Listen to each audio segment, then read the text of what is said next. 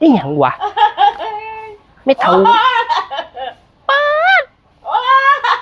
หัวคักหัวแน่แท้น้ออันได้ใส่ไวไฟลูกเคยมันคือคักแท้ไม่เท่าดิแม่เบิ่งก่อนนะกูสิจัดการไม่เท่าเบิ่งก่อนนะหัวดีคักโอ้ยป๊าดยังหัวบ่เศร้าอยู่โอ้ยเบิ่งแบบนี้ต้องจัดการให้ถึงที่สุดเฮ้ยบ่ได้เรื่องอีกแล้วอีหยังอีกจะโชว์ชอกโชว์เชี่ยวเบื่อว่ะอ้าวบักอันนี้ก็ไม่บ้าบ่อยู่ดีๆก็มาจมให้กูโอ้โหคือไม่แต่ความเป็นตะแพงแท้ที่มอนทองเอ้าเน็ตไปได้ยังคือเน็ตรุดวะไฟดับบ่เท้าเน็ตคือโหลดไฟดับบ่เน็ตรุดเป็นหยัง หัวอีหยังเดี๋ยวนี้ติ้งตังไฟดับแล้วอีหยังเป็นหยังคือเน็ตรุดคอยเปลี่ยนรหัสไวไฟไม่เรียบร้อยแล้วฮะแล้วคอยจะเขาให้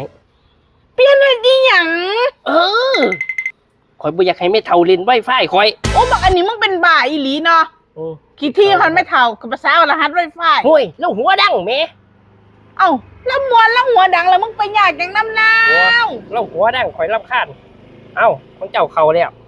อ๋อมึงก็เป็นบ้าเพราะมึงคือกันเนาะบักอันนี้เนาะเป็นแห้งเนาะมึงเนาะบ่ต้องห่วงสุดยอดอยู่แล้วมันเป็นกระสังมึงมันเป็นกระสังอีหยังล่ะสูหยังสูกูนั่นเบิ่งอันนี้อยู่ดีๆมันเป็นหยังกดเดียวนี่แม่หยังล่ะพี่ใหญ่อันไวไฟฟอกมึงน่ะมันเป็นหยังมันใต้ดับนอดับแนวเบิดแล้วบ่มันหูใต้อยู่บ่โอ้อันคอยลืมจ่ายงอยคอยลืมจ่ายค่าเน็ตกูเหลือแล้วสิเบิ่งหยังก็บ่เห็นสิเบิ่งดากคนอยู่ในนี่ก็เลยบ่พอโอ้กูหัวอยู่ดีๆอยู่แล้วเบิ่งมันก้องดากอยู่โกโจดอยู่นี่มันดับทิ่มมันเป็นแม่มันหยังไฟดับบ่หรือจังไดก็เว้าดีๆ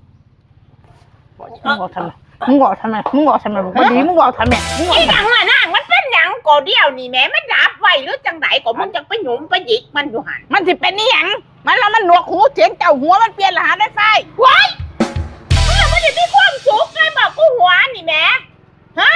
ย่องมันแม่จะย่องมันแม่มาใครกูปล่อยมึงนั่นบ่นั่นมึงบักหาอยากใส่มึงเอ้ยไล่ออกมาก้อนจนพูนไว้ในแม่ทีหอดไวไฟบักหาเบรกใส่มึงเอ้ยนั่น